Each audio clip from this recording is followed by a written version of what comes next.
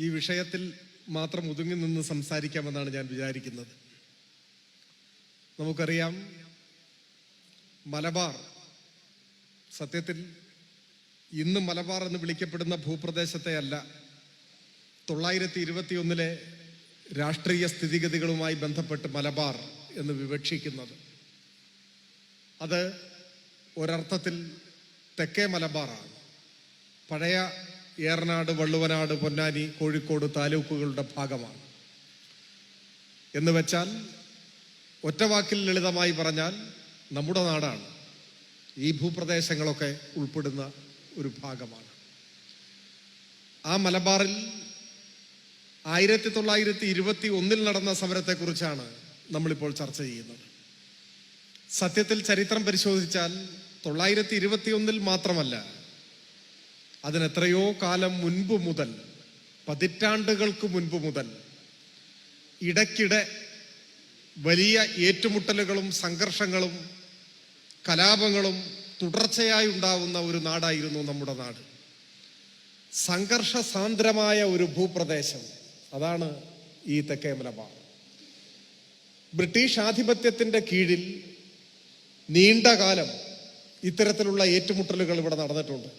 കൊലപാതകങ്ങൾ, ബ്രിട്ടീഷ് പോലീസിന്റെ ഇടപെടൽ, തുടർന്നുള്ള വലിയ കൊലപാതകങ്ങൾ, കൂട്ടക്കൊലപാതകങ്ങളൊക്കെ ഉണ്ടായിട്ടുണ്ട്. വേണമെങ്കിൽ വർഗീയവാദികൾക്ക് ദുർവ്യാഖ്യാനം ചെയ്യാവുന്ന ഒരു സ്വഭാവം ഈ ഏറ്റുമുട്ടലുകളിൽ കണ്ടുപിടിക്കുകയും ആവാം. കാരണം ഒരു ഭാഗത്ത്, മുഖ്യമായും മലബാറിലെ മാപ്പിളമാരാണ് ഈ സംഘർഷങ്ങൾ ഉണ്ടായിരുന്നത്. മറുഭാഗത്ത് ഏറിയ കൂറും സവർണ ഹിന്ദുക്കളായിരുന്നു.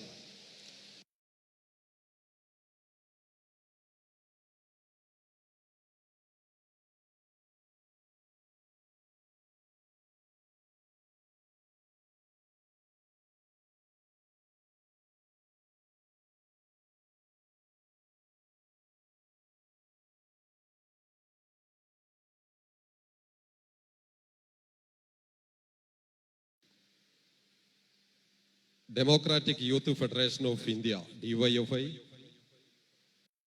നിലവിലുണ്ടായിരുന്ന വ്യവസ്ഥ, ഭൂബന്ധങ്ങൾ നിർണയിക്കുന്ന വ്യവസ്ഥ ജന്മം എന്നാണ് അറിയപ്പെട്ടിരുന്നത്. ജന്മം എന്ന് പറഞ്ഞാൽ അർത്ഥം, അതൊരു വിശ്വാസമാണ്. ഇതിഹാസകാലം മുതൽ ദൈവദത്തമായി ലഭിക്കുന്നതാണ് ഭൂമി എന്നതാണ് വിശ്വാസം. ദൈവം ഭൂമി നൽകിയിരിക്കുന്നു. അത് ആർക്കാണ്? ഒക്കെ നമ്പൂതിരിമാർക്കാണ്. ഭൂമിയുടെ മേലുള്ള അവകാശം ബ്രാഹ്മണർക്കാണ്. അത് ദൈവത്തിൽ നിന്ന് കിട്ടിയതാണ് എന്നാണ് വിശ്വാസം. അതിനാണ് ജന്മം. പഴയ ആധാരം പരിശോധിച്ചാൽ അതിൽ ജന്മം വഹ എന്നൊക്കെ പറഞ്ഞിട്ടുള്ള പരാമർശങ്ങൾ കാണാൻ പറ്റും. അപ്പൊ ഈ ഭൂമിക്ക് മേലുള്ള അവകാശം നമ്പൂതിരിക്കാണ്, ബ്രാഹ്മണർക്കാണ്. പക്ഷെ അവർ കൃഷി ചെയ്യുന്നില്ല, അവർ കൃഷി ചെയ്യില്ല. അവർ ഈ ഭൂമി പാട്ടത്തിന് കൊടുക്കുകയാണ് കൃഷി ചെയ്യാൻ. ആ പാട്ടത്തിന്റെ പേര് കാണപ്പാട്ടം എന്നാണ്. സാധാരണ പാട്ടമല്ല, കാണപ്പാട്ടം. കാണപ്പാട്ടത്തിന്റെ പ്രത്യേകത 12 കൊല്ലത്തേക്കാണ് കൊടുക്കുക. ആ കാണപ്പാട്ടം എടുക്കുന്ന ആളുകളെയാണ് കാണപ്പാട്ടക്കാർ അഥവാ കാണക്കാർ എന്ന് ചരിത്രത്തിൽ രേഖപ്പെടുത്തിയിട്ടുള്ളത്. അത് ഏറിയ കൂറും നായന്മാരും മറ്റുമായിരുന്നു എന്നാണ് കാണുന്നത്. പക്ഷെ അവരും കൃഷി ചെയ്യുന്നില്ല, കാണപ്പാട്ടക്കാർ കൃഷി ചെയ്യുന്നില്ല. അവരത് വീണ്ടും പാട്ടത്തിന് കൊടുക്കും. അതാണ് വെറും പാട്ടം. അതൊരു കൊല്ലത്തേക്കാണ്. ഈ വെറും പാട്ടത്തിനെടുക്കുന്നവരിൽ മഹാഭൂരിപക്ഷവും മലബാറിലെ മാപ്പിളമാരായിരുന്നു. ഒപ്പം മറ്റു പിന്നോക്ക വിഭാഗങ്ങളിൽപ്പെട്ടവരും അവരാണ് കൃഷി ചെയ്തിരുന്നത്. കൃഷിപ്പണിയിൽ ഏർപ്പെട്ടിരിക്കുന്നത് ഈ വിഭാഗം മാത്രമാണ്. ജന്മി അത് നമ്പൂതിരിയാണ്, കൃഷി ചെയ്യുന്നില്ല. ജന്മിയിൽ നിന്ന് ഭൂമി ഏറ്റെടുക്കുന്ന കാണപ്പാട്ടക്കാരും കൃഷി ചെയ്യുന്നില്ല. അവരിൽ നിന്ന് ഭൂമി എടുക്കുന്ന വെറും പാട്ടക്കാരാണ് കൃഷി ചെയ്തിരുന്നത്. ഈ കൃഷി ചെയ്യുന്നവൻ കാണപ്പാട്ടക്കാർക്കും കരം കൊടുക്കണം, ജന്മിക്കും കൊടുക്കണം. ഇതെല്ലാം കൊടുത്തു വരുമ്പോൾ, അന്യായമായ നികുതിയെല്ലാം കൊടുത്തു കഴിഞ്ഞാൽ പലപ്പോഴും പട്ടിണിയാണ്. എല്ലുമുറിയെ പണിയെടുത്താലും പട്ടിണി കിടക്കേണ്ടി വരുന്ന ഗതികേടാണ് സാധാരണ കുടിയാന്മാർക്കുണ്ടായിരുന്നത്. ആ ദാരിദ്ര്യം, അതാണ് വിന്റർബോത്താം സൂചിപ്പിച്ച ദാരിദ്ര്യവും അസംതൃപ്തിയും. ഈ ദാരിദ്ര്യം കൊണ്ട്, പട്ടിണി കൊണ്ട് മുകളിലേക്ക് കൊടുക്കേണ്ട നികുതി കൊടുക്കാൻ കഴിയാതെ വശം കെടുമ്പോൾ ഒരു മുന്നറിയിപ്പുമില്ലാതെ കൃഷിഭൂമിയിൽ നിന്ന് ഇറക്കി വിടും, കുടിയിറക്കും. ആ കുടിയിറക്കുമായി ബന്ധപ്പെട്ടാണ് കലാപം പൊട്ടിപ്പുറപ്പെടുന്നത്. അവിടെയാണ് വെട്ടും കുത്തും അക്രമവും ഉണ്ടാവുന്നത്. ഇതാണ് മൂലകാരണമെന്ന് വില്യം ലോഗനും വിന്റർ ബോത്താമും ചൂണ്ടിക്കാണിക്കുന്നു. എന്നാൽ അല്പബുദ്ധികളായ ആളുകൾക്ക് നോക്കുമ്പോൾ വേണമെങ്കിൽ തോന്നാം ഈ ലഹളകളിലെല്ലാം ഒരു ഭാഗത്ത് മാപ്പിളവരാണ്, കാരണം അവരാണ് കൃഷിക്കാർ, ഒപ്പം ചില പിന്നോക്ക വിഭാഗക്കാരും ഉണ്ടാവും. ഏറ്റുമുട്ടൽ അധികവും ജന്മിയുമായിട്ടാണ്, അത് സവർണ ഹിന്ദുക്കളാണ് ആ ഭാഗത്തുള്ളത്. പക്ഷെ വിഷയം മതമല്ല, വിശ്വാസമല്ല, ആചാരാനുഷ്ഠാനങ്ങളല്ല, വിഷയം പട്ടിണിയാണ്, ദാരിദ്ര്യമാണ്, കൃഷിയുമായി ബന്ധപ്പെട്ടുള്ള വിഷയങ്ങളാണ്. ഈ ഘട്ടത്തിലാണ് ഒരു സംഘടന രൂപമെടുക്കുന്നത്. ആ സംഘടനയുടെ പേര് കുടിയാൻ സങ്കട നിവാരണ സംഘം എന്നാണ്. പേര് കേട്ടാൽ അറിയാം പ്രശ്നം എന്താണ്. കുടിയാന്മാരുടെ സങ്കടം നിവാരണം ചെയ്യുക, ഇതാണ് പ്രശ്നം. സംഘടന ഉണ്ടാകും. ഞാനിത് 921 കാര്യമല്ല പറയുന്നത്, അതിന് മുമ്പുള്ള കാര്യമാണ്. 921 സമരത്തിന്റെയും ഒരടിസ്ഥാന കാരണം ഇതാണ് എന്നാണ് പിന്നീട് വർഷങ്ങൾക്ക് ശേഷം 921 കൂട്ടക്കൊലകൾക്ക് നേതൃത്വം കൊടുത്ത ഹിച്ച്കോക്കിന്റെ, അന്നത്തെ പോലീസ് മേധാവി ഹിച്ച്കോക്കിന്റെ മരണശേഷം അദ്ദേഹത്തിന് വള്ളുവമ്പുറത്ത് സ്മാരകം ഉണ്ടാക്കിയപ്പോൾ ആ സ്മാരകം പൊളിച്ചു കളയണമെന്ന് ആവശ്യമുന്നയിച്ചത് കമ്മ്യൂണിസ്റ്റ് പാർട്ടിയാണ്. അപ്പോഴേക്ക് കമ്മ്യൂണിസ്റ്റ് പാർട്ടി വളരെ സജീവമായി പ്രവർത്തനം ആരംഭിച്ചു കഴിഞ്ഞു. മഞ്ചേരിയിൽ നിന്ന് വള്ളുവമ്പുറത്തേക്ക് ഈ ആവശ്യമുന്നയിച്ചുകൊണ്ട് സംഘടിപ്പിച്ച പ്രകടനത്തിൽ പാടാനാണ് കമ്പളത്ത് ഗോവിന്ദൻ നായർ എന്ന അറിയപ്പെടുന്ന അധ്യാപക നേതാവ് ഏറനാടിന്റെ വീരമക്കൾ എന്ന കവിത പാട്ട് എഴുതിയതെന്നാണ്. അതിൽ വളരെ ലളിതമായി 1921 സമരത്തിന്റെ മൂലകാരണത്തെക്കുറിച്ച് പരാമർശിക്കുന്നുണ്ട് പാട്ടിൽ. ഇപ്പൊ അതെല്ലായിടത്തും പരാമർശിക്കപ്പെടുന്നതാണ്, നിങ്ങളെല്ലാവരും കേട്ടിട്ടും ഉണ്ടാവും. ഞാനതിലെ എല്ലാ വരികളൊന്നും ഇപ്പോൾ ഓർത്തിരിക്കുന്നില്ല. പക്ഷെ അതിലെ സമരത്തിന്റെ മൂലകാരണം സൂചിപ്പിക്കുന്ന വരി ഇങ്ങനെയാണ്: നമ്മളുണ്ടാക്കുന്ന നെല്ല് ജന്മിമാരെ തീറ്റുവാൻ സമ്മതിക്കുകയില്ലെന്നതാണ് ഹേതു ഏറ്റുമുട്ടുവാൻ. അതാണ് നമ്മളുണ്ടാക്കുന്ന നെല്ല് ജന്മിമാരെ തീറ്റുവാൻ സമ്മതിക്കുകയില്ലെന്നതാണ് ഹേതു ഏറ്റുമുട്ടുവാൻ. നമ്മളുണ്ടാക്കുന്ന കാശ് ഇംഗ്ലണ്ടിലേക്ക് അയക്കുവാൻ സമ്മതിക്കുകയില്ലെന്നതാണ് ഹേതു ഏറ്റുമുട്ടുവാൻ. ഇതാണ് അതിലെ വരികൾ പറയുന്നത്. കമ്പളത്ത് ഗോവിന്ദൻ നായർ ഈ കവിത എഴുതിയതിന്റെ പേരിലാണ് അദ്ദേഹത്തിന്റെ കൈ തല്ലി ഓടിച്ചത് ബ്രിട്ടീഷ് പോലീസ്. അദ്ദേഹത്തെ ജോലിയിൽ നിന്ന് പിരിച്ചുവിട്ടു. ആദ്യമായി ഈ കവിത അച്ചടിച്ചതിന്റെ പേരിലാണ് ദേശാഭിമാനി ദിനപത്രം അന്ന് കണ്ടുകെട്ടുന്നത്. അത് ഞാൻ സാന്ദർഭികമായി സൂചിപ്പിച്ചുവെന്ന് മാത്രം. ഞാൻ പരാമർശിക്കുന്നത് ഈ ദരിദ്രാവസ്ഥ, ഈ ദയനീയമായ ജീവിത സാഹചര്യം, അടിക്കടി ഉണ്ടാവുന്ന സംഘർഷങ്ങൾ, ഏറ്റുമുട്ടലുകൾ, ഈ പശ്ചാത്തലത്തിൽ രൂപീകരിക്കപ്പെട്ട കുടിയാൻ സങ്കട നിവാരണ സംഘം 1920 ആയപ്പോഴേക്ക് മലബാർ കുടിയാൻ സംഘമായി മാറുന്നുണ്ട്. 920 മലബാർ കുടിയാൻ സംഘം രൂപീകരിക്കപ്പെട്ടു. മലബാർ കുടിയാൻ സംഘത്തിന്റെ രൂപീകരണത്തിന് മുൻകൈയെടുത്തത് കട്ടലശ്ശേരി മുഹമ്മദ് മുസ്ലിയാരും MP നാരായണ മേനോനുമായിരുന്നു. MP നാരായണ മേനോനും കട്ടലശ്ശേരി മുഹമ്മദ് മുസ്ലിയാരും ഓടി നടന്നാണ് മലബാർ കുടിയാൻ സംഘം രൂപീകരിച്ചത്. ഇത് ഒരു ഭാഗമാണ്. 920 കാലഘട്ടത്തിൽ എന്തായിരുന്നു മലബാർ എന്നതിൻ്റെ കാർഷിക മേഖലയുമായി ബന്ധപ്പെട്ട് നിൽക്കുന്ന, ഭൂബന്ധങ്ങളുമായി ബന്ധപ്പെട്ട് നിൽക്കുന്ന ഒരു ഭാഗം ഇതാണ് 920കളിൽ. 920ന്റെ മറ്റൊരു പ്രത്യേകത, ഇന്ത്യൻ സ്വാതന്ത്ര്യ സമരത്തിന്റെ സുപ്രധാനമായ ഒരു ഘട്ടം ആരംഭിക്കുന്നു. ദക്ഷിണാഫ്രിക്കയിൽ നിന്ന് ഇന്ത്യയിലേക്ക് ഗാന്ധി വരുന്നത് 915ലാണ്. അദ്ദേഹം ആദ്യം കുറച്ചുനാൾ ഇന്ത്യൻ സമൂഹത്തെക്കുറിച്ച്, ഇന്ത്യൻ സ്വാതന്ത്ര്യ പ്രസ്ഥാനത്തിന്റെ സ്വഭാവത്തെക്കുറിച്ചൊക്കെ പഠിക്കാൻ നീക്കിവെച്ചു. 917 ആകുമ്പോഴേക്ക് ചമ്പാരനിലെ നീലം കർഷകരുടെ സമരത്തിൽ അദ്ദേഹം നേരിട്ട് ഇടപെടുന്നുണ്ട്. അവിടെയും പ്രശ്നം ഇതാണ്: എങ്ങനെ ജന്മിമാരും അവരുടെ കീഴിൽ ജോലി ചെയ്യുന്ന പാവപ്പെട്ട കർഷകരും തൊഴിലാളികളും തമ്മിലുള്ള സംഘർഷമാണ്. ഞാൻ നീലം കർഷക പ്രതിസന്ധിയിലേക്ക് ഇപ്പോൾ കടന്നു പോകുന്നില്ല. ചമ്പാരനിലാണെങ്കിലും മലബാറിലാണെങ്കിലും പിന്നീട് 940കളിൽ ബംഗാളിലെ തേഭാഗയിലായാലും തെലങ്കാനയിലാണെങ്കിലും ജന്മിമാരോടൊപ്പമാണ് ബ്രിട്ടൻ. അത് നാം പ്രത്യേകം കാണേണ്ട ഒരു കാര്യമാണ്. ഇന്ത്യയിൽ സകല സ്ഥലത്തും ജന്മിമാർ ബ്രിട്ടനാണ് പിന്തുണ നൽകിയത്. ജന്മിമാരും ബ്രിട്ടീഷ് സാമ്രാജ്യത്വവും സഹകരിച്ചാണ് പ്രവർത്തിച്ചിരുന്നത്, ഒരുമിച്ചാണ് പ്രവർത്തിച്ചിരുന്നത്. അതവിടെ നിൽക്കട്ടെ. ഗാന്ധിജി ഇന്ത്യയിലേക്ക് വരുന്നു. ചമ്പാരനിലെ സത്യാഗ്രഹത്തോടെ ഇന്ത്യൻ സ്വാതന്ത്ര്യ സമര പ്രസ്ഥാനത്തിന്റെ നേതൃത്വത്തിലേക്ക് വരുന്നു. കോൺഗ്രസിന്റെ നേതൃത്വമായി മാറുന്നു. ആ കോൺഗ്രസ് ഗാന്ധിജി 920 നിസ്സഹകരണ പ്രസ്ഥാനം ആരംഭിക്കുകയാണ്. ഇന്ത്യയുടെ സ്വാതന്ത്ര്യ സമര ചരിത്രത്തിലെ സുപ്രധാനമായ ഒരു ഏടാണ് നിസ്സഹകരണ പ്രസ്ഥാനം. അപ്പൊ 920 എന്ന് പറഞ്ഞാൽ ഇന്ത്യയെ സംബന്ധിച്ചിടത്തോളം, സ്വാതന്ത്ര്യ പ്രക്ഷോഭത്തെ സംബന്ധിച്ചിടത്തോളം നിസ്സഹകരണ സമരത്തിന്റെ കൂടി കാലമാണ്. ആ കാലഘട്ടത്തിന്റെ മറ്റൊരു പ്രത്യേകത, ഒന്നാം ലോക യുദ്ധം കഴിഞ്ഞു, സഖ്യകക്ഷികൾ ജയിച്ചു, തുർക്കി സാമ്രാജ്യത്വത്തിന്റെ കീഴിലായി, ബ്രിട്ടീഷ് സാമ്രാജ്യത്വത്തിന്റെ കീഴിലായി, ഖലീഫയുടെ അധികാരം നഷ്ടപ്പെട്ടു. തുർക്കിയിലെ ഖലീഫേറ്റ് തകർന്നപ്പോൾ ഖലീഫയുടെ അധികാരം ഈ യുദ്ധാനന്തരം നഷ്ടപ്പെട്ടപ്പോൾ ലോകമെമ്പാടുമുള്ള മുസ്ലിങ്ങൾ അതൊരു വൈകാരിക വിഷയമായി ഏറ്റെടുത്തു. ബ്രിട്ടീഷ് സാമ്രാജ്യത്വത്തിനെതിരെ വലിയ പ്രതിഷേധം മുസ്ലിങ്ങൾക്കിടയിൽ പൊതുവെ ഉണ്ടായി.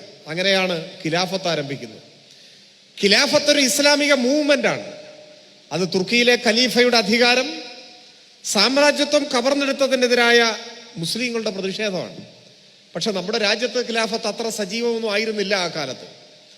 പക്ഷേ സാർവദേശീയ രാഷ്ട്രീയ രംഗത്തെ ഈ സൂക്ഷ്മാംശങ്ങളെ നിരീക്ഷിച്ച ഗാന്ധിജി കണക്കുകൂട്ടി, നമ്മുടെ രാജ്യത്ത് ബ്രിട്ടനെതിരായ കോൺഗ്രസിന്റെ സമരം, നിസ്സഹകരണ സമരം ഈ ഖിലാഫത്തുമായി കൈകോർത്താൻ കൂടുതൽ ശക്തിപ്പെടുത്താൻ കഴിയും. അതുകൊണ്ട് ഖിലാഫത്ത് മൂവ്മെന്റുമായി സഹകരിച്ച് നിസ്സഹകരണ പ്രസ്ഥാനം ശക്തിപ്പെടുത്തണമെന്ന നിലപാടാണ് ഗാന്ധിജി സ്വീകരിച്ചത്. ഗാന്ധിജി ഇന്ത്യയിലെ ഖിലാഫത്തിന്റെ തുടക്കക്കാരനായി മാറിയത് അങ്ങനെയാണ്. ഗാന്ധിയുടെ പ്രേരണയും ആഹ്വാനവും പ്രകാരമാണ് നമ്മുടെ രാജ്യത്ത് ഖിലാഫത്ത് മൂവ്മെന്റ് സജീവമാകുന്നത്. 920 ആഗസ്റ്റിൽ ഗാന്ധിജി കോഴിക്കോട്ട് വരുന്നുണ്ട്, നമ്മുടെ കോഴിക്കോട്ട്. അദ്ദേഹം തനിച്ചല്ല, അദ്ദേഹത്തോടൊപ്പം മൗലാന ഷൗക്കത്ത് അലിയുമുണ്ട്. ഒരുപക്ഷെ ഗാന്ധിജിയുടെ ജീവിതത്തിലെ ഏറ്റവും വികാരനിർഭരമായ പ്രസംഗം 920 കോഴിക്കോട്ട് കടപ്പുറത്ത് നടത്തിയ പ്രസംഗമാണ്. അതിൽ അദ്ദേഹം പറയുന്നുണ്ട്, ഒരു കൊല്ലത്തിനുള്ളിൽ നാം ബ്രിട്ടനെ കെട്ടുകെട്ടിക്കും. അതിനു സാധിക്കാതെ വന്നാൽ നമുക്കാർക്കും ഈ രാജ്യത്ത് ജീവിക്കാൻ ധാർമ്മികമായ ഒരു അർഹതയുമില്ല എന്നൊക്കെ പറയുന്നുണ്ട്.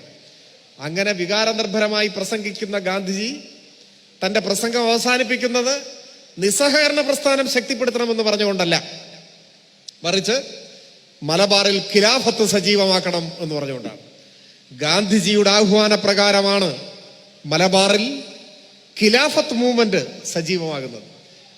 തൊട്ടുപുറകെ നമ്മുടെ മഞ്ചേരിയിൽ വെച്ച് ചേർന്ന കോൺഗ്രസിന്റെ സമ്മേളനമാണ് ഖിലാഫത്തിന് പിന്തുണ പ്രഖ്യാപിക്കുന്നത്. അങ്ങനെ കോൺഗ്രസ് മുൻകൈയെടുത്താണ് നമ്മുടെ ഈ പാണ്ടിക്കാടും വണ്ടൂരും നിലമ്പൂരും മഞ്ചേരിയിലും പെരിന്തൽമണ്ണയിലും പരിസര പ്രദേശങ്ങളിലുമെല്ലാം ഖിലാഫത്ത് കമ്മിറ്റികൾ രൂപീകരിക്കുന്നത്. അപ്പോ 920 സാമൂഹ്യ രാഷ്ട്രീയ പശ്ചാത്തലം ഒന്ന്, മലബാർ കുടിയാൻ സംഘം സജീവമാകുന്നു, ചൂഷണത്തിനെതിരായിട്ടുള്ള സമരം ശക്തിപ്പെടുന്നു, ഗാന്ധിജിയുടെ ആഹ്വാനപ്രകാരമുള്ള നിസ്സഹകരണ പ്രസ്ഥാനം കോൺഗ്രസ് സജീവമായി മുൻപോട്ട് കൊണ്ടുപോകുന്നു. ഒപ്പം നിസ്സഹകരണ പ്രസ്ഥാനമായും കുടിയാൻ സംഘമായും കൈകോർത്തു പിടിച്ച് ഖിലാഫത്ത് മൂവ്മെന്റും സജീവമാകുന്നു. ഈ മൂന്ന് മുഖം അന്നത്തെ സമരങ്ങൾക്ക്, അന്നത്തെ മലബാറിന് ഉണ്ട് എന്നതാണ് യാഥാർത്ഥ്യം. ഉടനെ കോഴിക്കോട്ട് ഒരു വലിയ സമ്മേളനം ചേരാൻ കോൺഗ്രസ് ഖിലാഫത്ത് കമ്മിറ്റിയും എല്ലാം ചേർന്ന് തയ്യാറെടുക്കുന്നുണ്ട്. അത് 1921 ഫെബ്രുവരിയിലാണ്. അപ്പോഴേക്ക് 200-ൽ പരം ഖിലാഫത്ത് കമ്മിറ്റികൾ നമ്മുടെ ഈ പ്രദേശങ്ങളിലൊക്കെ സജീവമായി. കോഴിക്കോട്ടെ സമ്മേളനത്തിൽ പ്രസംഗിക്കാൻ അന്നത്തെ അറിയപ്പെടുന്ന പ്രഭാഷകനായ അഡ്വക്കേറ്റ് യാക്കൂബ് ഹസനെ ക്ഷണിക്കുന്നുണ്ട്. അപ്പൊ ഈ സമ്മേളനം തന്നെ നിരോധിക്കുകയാണ് ബ്രിട്ടൻ ചെയ്യുന്നത്. അന്ന് കളക്ടറായിരുന്ന തോമസ് ഈ സമ്മേളനം നിരോധിക്കുകയും 144 പ്രഖ്യാപിക്കുകയും ചെയ്തു. നിരോധനാജ്ഞ പുറപ്പെടുവിച്ചു. അത് ലംഘിക്കുന്ന നിലയാണ് ഉണ്ടായത്. അതിനെ തുടർന്ന് 4 നേതാക്കന്മാരെ അറസ്റ്റ് ചെയ്ത് ജയിലിലടയ്ക്കുന്നുണ്ട്. ആ 4 നേതാക്കന്മാരിൽ ഒരാൾ യാക്കൂബ് ഹസനാണ്. രണ്ടാമത്തെ ആളുടെ പേര് കെ മാധവൻ നായർ എന്നാണ്, സാക്ഷാൽ കെ മാധവൻ നായർ. മൂന്നാമന്റെ പേര് യു ഗോപാലമേനോൻ, നാലാമൻ മൊയ്തീൻ കോയ. ആ കാലഘട്ടത്തിൽ മലബാറിലെ സമരങ്ങളുടെ നേതൃത്വം എന്തായിരുന്നു എന്നതിൻ്റെ സ്വയം സാക്ഷ്യപ്പെടുത്തുന്ന ഒരു സൂചനയാണ്. 4 പേർ അറസ്റ്റിലായി ജയിലിലേക്ക് പോകുമ്പോൾ അതിൽ യാക്കൂബ് ഹസനും ഗോപാലമേനോനും മൊയ്തീൻ കോയയും മാധവൻ നായരുമാണ്. ഈ വാർത്ത പുറത്തു വന്ന ഉടനെ തൃശ്ശൂരിൽ ഡോക്ടർ AR മേനോൻ മുൻകൈയെടുത്ത് വലിയ ഒരു ഐക്യദാർഢ്യ സമ്മേളനം തേക്കിൻകാട് മൈതാനിയിൽ ചേരുന്നു. ഇത് പറയുമ്പോൾ മലബാർ സമരം ഒരുപാട് ചർച്ച ചെയ്യപ്പെട്ടിട്ടുണ്ട്, ഇപ്പോഴും ചർച്ച ചെയ്യപ്പെട്ടുകൊണ്ട്. മലബാർ ലഹള, മലബാർ കലാപം പല പേരിലും പറയുന്നുണ്ട്. എന്നാൽ ചരിത്രത്തിൽ അധികമാരും ചർച്ച ചെയ്യാത്ത മറ്റൊന്നുണ്ട്, മറ്റൊരു വലിയ ലഹള. അതിൻ്റെ പേര് തൃശ്ശൂർ ലഹള എന്നാണ്. എന്തുകൊണ്ട് മലബാർ ലഹള പല വിധത്തിൽ ചർച്ച ചെയ്യുകയും തൃശ്ശൂർ ലഹള ചർച്ച ചെയ്യാതിരിക്കുകയും ചെയ്യുന്നു എന്നതിന് ചരിത്രത്തിൽ നാം പരിശോധിച്ചാൽ അതിൻ്റെ കാരണം മനസ്സിലാവും. ഈ തൃശ്ശൂർ ലഹളയുടെ കാരണമാണ് ഞാൻ ഈ പറയുന്നത്. ഈ 4 നേതാക്കന്മാരെ അറസ്റ്റ് ചെയ്തപ്പോൾ, അവരെ ജയിൽ ശിക്ഷയ്ക്ക് വിധിച്ചപ്പോൾ, അവരെ ജയിലിലടച്ചപ്പോൾ അവർക്ക് ഐക്യദാർഢ്യം പ്രകടിപ്പിച്ചുകൊണ്ട് ബ്രിട്ടനെതിരായിട്ട് AR മേനോൻ മുൻകൈയെടുത്ത് സംഘടിപ്പിച്ച തൃശ്ശൂർ തേക്കിൻകാട് മൈതാനിയിലെ ഐക്യദാർഢ്യ സമ്മേളനം, ആ സമ്മേളനം പക്ഷെ അലങ്കോലമാക്കപ്പെട്ടു. ഒരു വിഭാഗം ആളുകൾ, അവരെ ലോയലിസ്റ്റുകൾ എന്നാണ് വിളിച്ചിരുന്നത്. അത് ആരായിരുന്നു എന്നൊന്നും ഇപ്പം ഞാൻ വിശദീകരിക്കുന്നില്ല. അങ്ങനെ ഒരു കൂട്ടർ നമ്മുടെ നാട്ടിലുണ്ടായിരുന്നു, രാജപക്ഷപാതികൾ എന്നൊക്കെ വിളിക്കപ്പെട്ടിരുന്നു. വെച്ചാൽ ബ്രിട്ടൻ ഭരിച്ചോട്ടെ ഇന്ത്യ, അതാണ്, ബ്രിട്ടനെതിരായിട്ട് സമരം ചെയ്യേണ്ട ആവശ്യമില്ല എന്ന് ചിന്തിക്കുന്നവർ അന്നും ഉണ്ടായിരുന്നു നമ്മുടെ നാട്ടിൽ. അക്കൂട്ടരുടെ നേതൃത്വത്തിൽ തേക്കിൻകാട് മൈതാനിയിലെ ഈ ഐക്യദാർഢ്യ സമ്മേളനം ആക്രമിക്കപ്പെട്ടു. വേദി അഗ്നിക്കിരയാക്കി, വലിയ ആക്രമണമായി, അലങ്കോലപ്പെട്ടു പോയി. അപ്പൊ AR മേനോന്റെ നേതൃത്വത്തിൽ തൃശ്ശൂരിലെ തേക്കിൻകാട് മൈതാനിയിലെ സമ്മേളനത്തിന് മുൻകൈയെടുത്തവർ മതപരമായി ചിന്തിച്ചാൽ കൂടിയ തോതിൽ അല്ലെങ്കിൽ ഏറിയ കൂറും ഹിന്ദുക്കളായി. അവരാണ് ആക്രമിക്കപ്പെട്ടത്. ആ സമയത്ത് പെട്ടെന്ന് സഹായത്തിന് വേണ്ടി AR മേനോനും സംഘവും സഹായം അഭ്യർത്ഥിക്കുന്നത് മലബാറിലെ മാപ്പിളമാരോടാണ്. കമ്പിയടിക്കുകയാണ്, ഞങ്ങളിങ്ങനെ ആക്രമിക്കപ്പെട്ടു, ഞങ്ങളെ സഹായിക്കണം എന്ന് അഭ്യർത്ഥിക്കുകയാണ്. ഈ സന്ദേശമെത്തിയ ഉടനെ മലബാറിൽ നിന്നും 100 കണക്കിന് മാപ്പിളമാർ തൃശ്ശൂരിലേക്ക് പോവുകയാണ്. തീവണ്ടി കയറി തൃശ്ശൂരിലേക്ക് പുറപ്പെട്ടു. തൃശ്ശൂർ റെയിൽവേ സ്റ്റേഷനിൽ നിന്നും ഈ മലബാറിൽ നിന്നും വന്ന മാപ്പിളമാരെ ആഘോഷപൂർവം AR മേനോന്റെയും മറ്റും നേതൃത്വത്തിൽ സ്വീകരിച്ച് തൃശ്ശൂരിലേക്ക് ആനയിച്ചു കൊണ്ടുപോയി അവരെ എത്തിച്ചത് തിരുവമ്പാടി ക്ഷേത്രത്തിന്റെ സത്രത്തിലാണ്. തിരുവമ്പാടി ദേവസ്വത്തിന്റെ ക്ഷേത്ര സത്രത്തിൽ അവരെ എത്തിച്ച് അവിടെ വിശ്രമിക്കാൻ സ്ഥലമൊക്കെ ഏർപ്പാടാക്കി അവിടെ വെച്ചാണ് ഭക്ഷണമൊക്കെ കൊടുക്കുന്നത്, ക്ഷേത്രത്തിലാണ്. അതിനുശേഷം മലബാറിൽ നിന്ന് വന്നവരും തൃശ്ശൂരിലുള്ളവരും ചേർന്ന് ഒരു വലിയ ശക്തി പ്രകടനം നടത്തി. തൃശ്ശൂരിനെ വിറപ്പിച്ച ഒരു പ്രകടനം. മൂഴികുന്നത്ത് ബ്രഹ്മദത്തൻ നമ്പൂതിരിപ്പാട് തന്റെ ആത്മകഥാപരമായ പുസ്തകം ഖിലാഫത്ത് സ്മരണകളിൽ ഈ പ്രകടനത്തെ വിശേഷിപ്പിക്കുന്ന വാക്ക് ഹിന്ദു മുഹമ്മദൻ സൈന്യം എന്നാണ്. ഹിന്ദു മുഹമ്മദൻ സൈന്യം.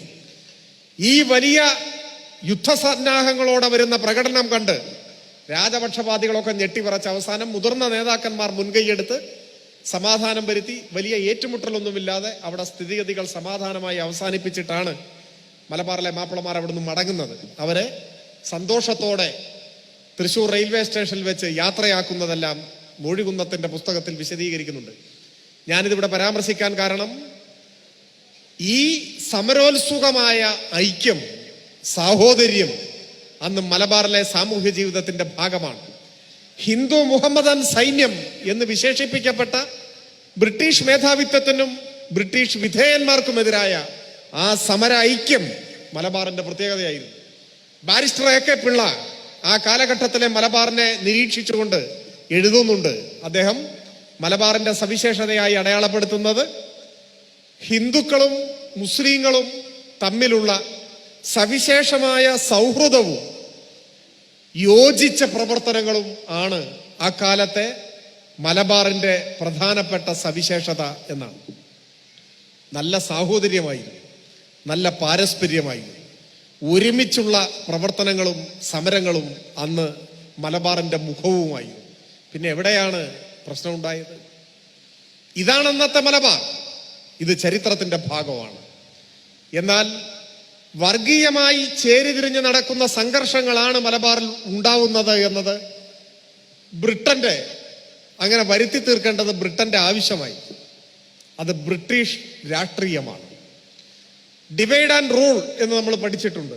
അത് നാട്ടുരാജ്യങ്ങളെ തമ്മിൽ അടുപ്പിച്ചു എന്നാണ്. നാട്ടുരാജ്യങ്ങളെ തമ്മിൽ മാത്രമല്ല, ഹിന്ദുക്കളെയും മുസ്ലിങ്ങളെയും തമ്മിൽ അടുപ്പിക്കാൻ, അങ്ങനെ ഇന്ത്യയിലെ ജനങ്ങളുടെ ഐക്യം ഇല്ലാതാക്കാൻ, സമര ഐക്യം, ബ്രിട്ടനെതിരായ സമരമുഖത്തെ ഐക്യം ഇല്ലാതാക്കാൻ ബ്രിട്ടൻ എല്ലാ പണിയും പയറ്റിയിട്ടുണ്ട്. ഇപ്പോ അതിനൊക്കെ ശേഷമാണ് വാഗൺ ട്രാജഡി ആവുന്നത്. തീവണ്ടി പാളം തെറ്റിയതാണെങ്കിൽ ശരി, ഇപ്പൊ പെരുമണിലുണ്ടായത് ട്രാജഡിയാണ്, പെരുമൺ ട്രാജഡി എന്നാ പറയും. ഇത് പാളം തെറ്റിയതല്ല. ചരക്ക് തീവണ്ടിയുടെ ബോഗിക്കകത്തേക്ക് സ്വാതന്ത്ര്യ സമര സേനാനികളെ കുത്തിക്കയറ്റി വായു കടക്കാത്ത അറയിലിട്ട് പൂട്ടി ഇവിടെ നിന്ന് കൊണ്ടുപോവാണ്. പോത്തന്നൂരിലെത്തിയപ്പോഴേക്ക് 3/4 പങ്കും ആളുകൾ മരിച്ചു. കൂട്ടക്കൊലയാണ്, വാഗൺ കൂട്ടക്കൊലയാണ്, വാഗൺ മസാക്കർ എന്നാണ് പറയേണ്ടത്. അതിനെ ബ്രിട്ടൻ വാഗൺ ട്രാജഡി എന്നാണ് വിളിച്ച് നമ്മളെ പഠിപ്പിക്കുകയാണ്. നമ്മളും സ്കൂളിൽ പഠിക്കുകയാണ് വാഗൺ ട്രാജഡി. വാഗൺ ട്രാജഡി എന്നത് ബ്രിട്ടന്റെ ചതിയാണ്. കൂട്ടക്കൊല നടത്തിയ ശേഷം ആ കൂട്ടക്കൊലയെ ന്യായീകരിക്കാൻ, ആ കൂട്ടക്കൊലയുടെ കാഠിന്യം കുറച്ച് അതിനെ ഒരു ദുരന്തമായി അവതരിപ്പിക്കുന്ന ആ ബ്രിട്ടീഷ് തന്ത്രമാണ് ഈ മാപ്പിള ലഹള എന്ന പ്രയോഗത്തിന്റെയും പിന്നിലുള്ളത്. ഈ സമരോത്സുകമായ സൗഹൃദം നിലനിന്ന മലബാറിന്റെ അന്തരീക്ഷത്തിൽ മാറ്റമുണ്ടാവുന്നപ്പോഴാണ്. മലബാറിലെ ജനസംഖ്യയിൽ അന്ന് മഹാഭൂരിപക്ഷവും മാപ്പിളമാരാണ് എന്ന് മാത്രമല്ല, അവരാണ് കൂടുതൽ പോരാട്ട വീറ് പ്രദർശിപ്പിച്ചിരുന്നത്. അതിന് ചരിത്രപരമായ കാരണങ്ങളുണ്ട്. ബ്രിട്ടീഷ് വിരോധത്തിന്റെ മുന്നിൽ ഏറനാട്ടിലെ മാപ്പിളമാരുണ്ടായി. അതിന് ചരിത്രപരമായ കാരണങ്ങളുണ്ട്. 1799 ശ്രീരംഗപട്ടണം സന്ധിയെ തുടർന്നാണ് ചരിത്രത്തിലെ ഒരു ചെറിയ കാലയളവിലാണെങ്കിലും ഭൂമിക്ക് മേലുണ്ടായിരുന്ന മാപ്പിളമാരുടെ അവകാശങ്ങൾ ഇല്ലാതായത്. അതിന് കാരണമായി വന്നത് ബ്രിട്ടനാണ്. ആ വിരോധം ബ്രിട്ടനോടുണ്ട്. അങ്ങനെയുള്ള ഒരു സാമ്രാജ്യത്വ വിരോധം പണ്ടേ ഉണ്ട്. ഇപ്പൊ ചില ആളുകൾ പറയുന്നുണ്ട് 921 ഖിലാഫത്തല്ലേ എന്നൊക്കെ പറയുന്നുണ്ട്. ഈ ഖിലാഫത്തൊക്കെ ഉണ്ടാവുന്നതിന് എത്രയോ മുമ്പ് ഇവിടുത്തെ മാപ്പിളമാർ ബ്രിട്ടനെതിരാണ്. 1852 1852 സയ്യദ് ഫസൽ പൂക്കോയ തങ്ങളെ യമനിലേക്ക് നാട് കടത്തുന്നത്. അദ്ദേഹത്തെയും കുടുംബാംഗങ്ങളെയും മുഴുവൻ നാട് കടത്തുകയാണ്. മലബാറിലെ മുസ്ലിങ്ങളുടെ ഏറ്റവും ആരാധ്യനായ നേതാവായിരുന്നു സയ്യദ് ഫസൽ പൂക്കോയ തങ്ങൾ. അദ്ദേഹത്തെ 852 നാട് കടത്തുന്നത്. ഫസൽ പൂക്കോയ തങ്ങളെ നാട് കടത്തിയതിലുള്ള പകയാണ് ഹെൻറി വലന്റൈൻ കനോലിയെ, നമ്മുടെ HV കനോലി, നമ്മുടെ കനോലി പ്ലോട്ടൊക്കെ ഇല്ലേ, കനോലിയെ കോഴിക്കോട്ട് വെച്ച് മാപ്പിള പോരാളികൾ കൊലപ്പെടുത്തുകയാണ് ചരിത്രത്തിൽ. അത് ഫസൽ പൂക്കോയ തങ്ങളെ നാട് കടത്തിയതിന്റെ പകയാണ്. ഫസൽ പൂക്കോയ തങ്ങളുടെ വാപ്പയാണ് സയ്യദ് അലവിത്തങ്ങൾ. സയ്യദ് അലവിത്തങ്ങൾ എഴുതിയ പുസ്തകത്തിന്റെ പേരാണ് സൈഫുൽ ബത്താർ. അത് അന്നെല്ലാ മുസ്ലിം പള്ളികളിലും വിതരണം ചെയ്തിരുന്നു, സൈഫുൽ ബത്താറിന്റെ കോപ്പികൾ. ബ്രിട്ടൻ സൈഫുൽ ബത്താർ നിരോധിച്ചു. എന്താണ് നിരോധിക്കാൻ കാരണം? സൈഫുൽ ബത്താറിന്റെ ഉള്ളടക്കം നാം എന്തുകൊണ്ട് ബ്രിട്ടനെതിരെ പോരാടണം, അതാണ്. ബ്രിട്ടനെതിരായി സമരം ചെയ്യേണ്ടതിന്റെ ന്യായങ്ങളാണ് ഈ പുസ്തകത്തിന്റെ ഉള്ളടക്കം. അതാണ് ബ്രിട്ടൻ നിരോധിച്ചത്. ആ അലവിത്തങ്ങളുടെ മകനാണ് സയ്യദ് ഫസൽ പൂക്കോയ തങ്ങൾ. ആ തങ്ങളെയാണ് 852 നാട് കടന്നത്. ഞാൻ പറഞ്ഞു വന്നത് 1800കളിൽ തന്നെ മലബാറിലെ മുസ്ലിങ്ങൾ, അവരാണല്ലോ മാപ്പിളമാരെന്ന് വിളിക്കപ്പെടുന്നത്, ആ മാപ്പിളമാരും ബ്രിട്ടീഷ് സാമ്രാജ്യത്വവും തമ്മിലുള്ള ഈ ശത്രുത, ഈ ഏറ്റുമുട്ടലുണ്ട്. അതിന്റെ ഒരു സുപ്രധാന കാരണം ഈ ഭൂബന്ധങ്ങളുമായി ബന്ധപ്പെട്ട വിഷയം തന്നെയാണ്. കാരണം ഈ ബ്രിട്ടൻ ജന്മിമാർക്കൊപ്പമാണ്. ജന്മിമാരും ബ്രിട്ടനും കൈകോർത്ത് പിടിച്ചിട്ടാണ് നിൽക്കുന്നത്. അപ്പൊ ജന്മിമാരോടുള്ള എതിർപ്പ് ബ്രിട്ടനോടുള്ള എതിർപ്പാണ്. ഇത് മലബാറിലെ സാമൂഹ്യ ജീവിതത്തിന്റെ അടിത്തറയായി നിൽക്കുന്ന ഒരു കാര്യമാണ്. വാര്യംകുന്നത്ത് കുഞ്ഞാമദാജിയും ആലി മുസ്ലിയാരുമെല്ലാം 921 സമരത്തിന്റെ നേതൃസ്ഥാനത്തേക്ക് വരുന്നു. വാര്യംകുന്നത്ത് കുഞ്ഞാമദാജിയുടെ വാപ്പയെ ആൻഡമാനിലേക്ക് നാട് കടത്തിയതാണ് ബ്രിട്ടൻ.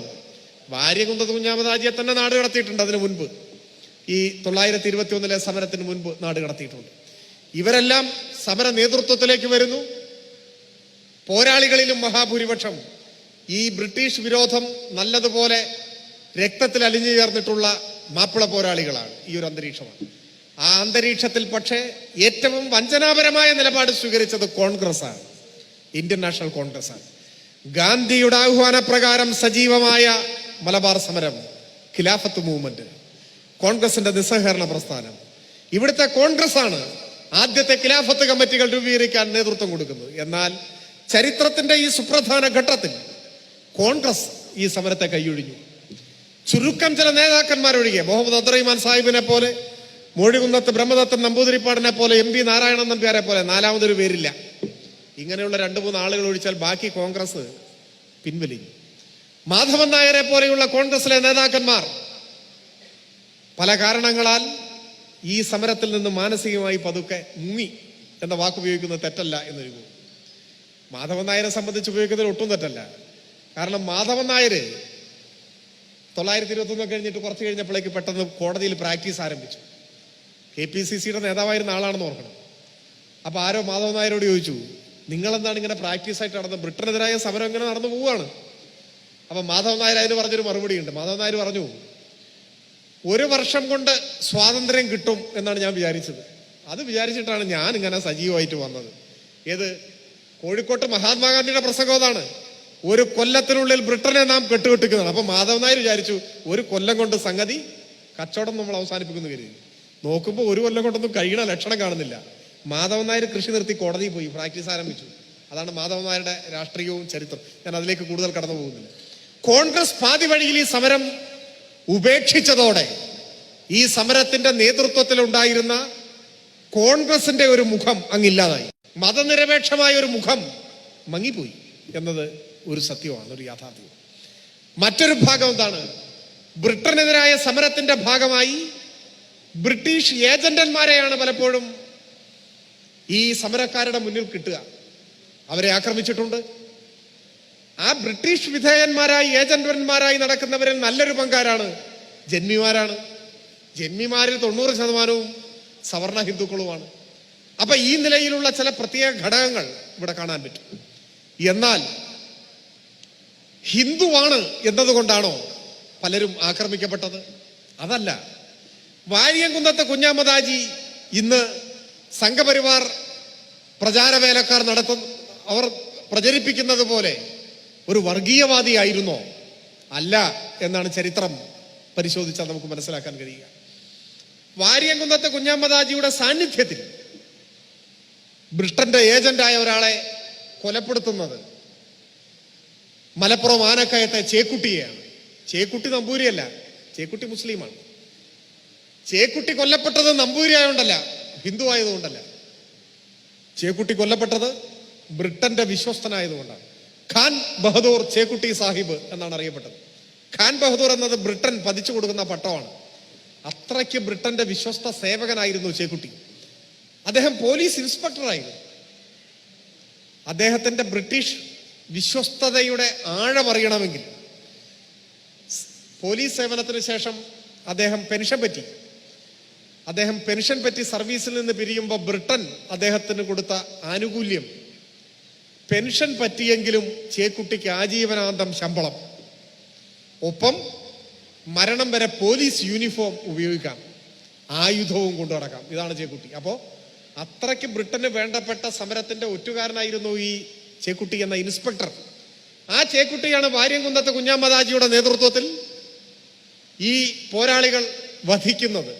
അദ്ദേഹത്തെ കൊലപ്പെടുത്തിയ ശേഷം തല വെട്ടിയെടുത്ത ഒരു കുന്തത്തിൽ കുത്തി നിർത്തി ആനക്കയത്ത് നിന്ന് മഞ്ചേരിയിലേക്ക് പ്രകടനമായി വരുന്നുണ്ട്. അവിടെ തടിച്ചുകൂടിയ ജനങ്ങളുടെ മുൻപാകെ വാര്യംകുന്നത്ത് കുഞ്ഞാമദാജി പ്രസംഗിക്കുന്നുണ്ട്. കുഞ്ഞാമദാജി പറയുന്നു, ഇതാ ബ്രിട്ടന്റെ സേവകനായ ചേക്കുട്ടിയുടെ തലയാണിത്. ഞാൻ ഈ ചെയ്തത് തെറ്റാണെങ്കിൽ പടച്ചവന്റെ പേരിൽ നിങ്ങൾ എന്നെ ശിക്ഷിക്കുക. അപ്പോ അവിടെ കൂടിയ ജനങ്ങൾ നിങ്ങൾ ചെയ്തത് ശരിയാണ് എന്ന് വിളിച്ചു പറയുന്നുണ്ട്. തുടർന്ന് വാര്യംകുന്നത്ത് കുഞ്ഞാമദാജി അവിടെ പ്രസംഗിക്കുന്നു.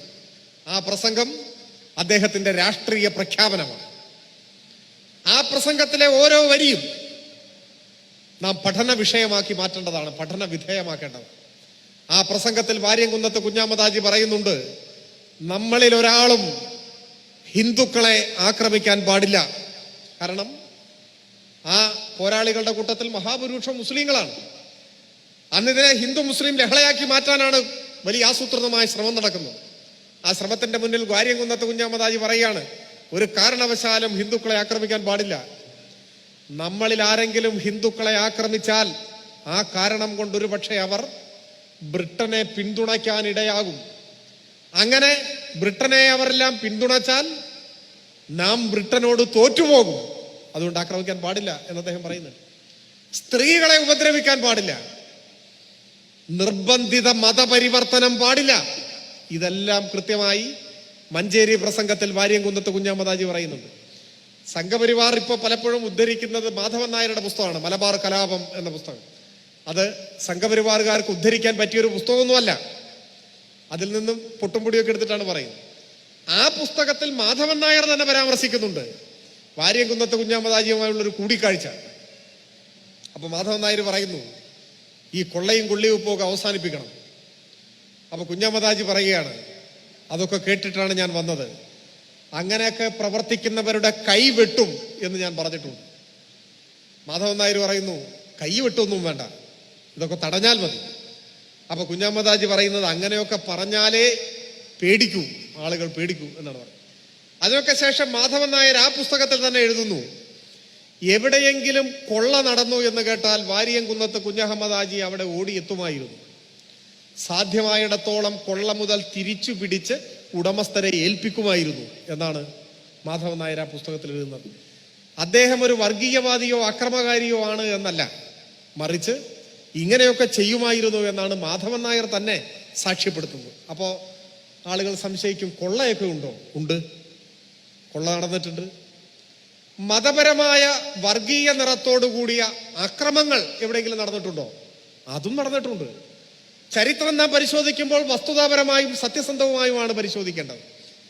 ഏത് ലോകത്തിലെ വലിയ സമരങ്ങളുടെയും വിപ്ലവങ്ങളുടെയും മുന്നേറ്റങ്ങളുടെയും ചരിത്രമെടുത്താലും അതിൽ ഒറ്റപ്പെട്ടതോ അങ്ങിങ്ങോ ആയിട്ടുള്ള ചില വഴിതെറ്റലുകൾ, ചില അപഭ്രംശങ്ങൾ നമുക്ക് കണ്ടെത്താൻ കഴിയും, എവിടെയും കഴിയും. അതിന്റെ ഏറ്റവും നല്ല ഉദാഹരണം ഇന്ത്യൻ സ്വാതന്ത്ര്യ സമരമാണ്.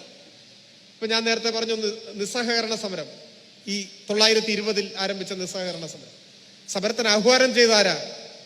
കോൺഗ്രസ്, കോൺഗ്രസ്സാണ്. ഗാന്ധിജിയുടെ പ്രത്യേകത എന്താണ്? ഗാന്ധിജിയെ രാഷ്ട്രീയമായി നമുക്ക് വിയോജിക്കാം ഗാന്ധിജിയോട്, പക്ഷെ അദ്ദേഹം മരണപര്യന്തം മുറുകെ പിടിച്ചിരുന്ന ആശയം അഹിംസയാണ്, അക്രമരാഹിത്യമാണ്, അല്ലെ? നോൺ വയലൻസ് ആണ്, അക്രമരാഹിത്യമാണ്, അഹിംസയാണ്, സമാധാനമാണ് അദ്ദേഹത്തിന്റെ മാർഗം. ഒരക്രമ സമരത്തെയും ഗാന്ധിജി പ്രോത്സാഹിപ്പിച്ചിട്ടില്ല.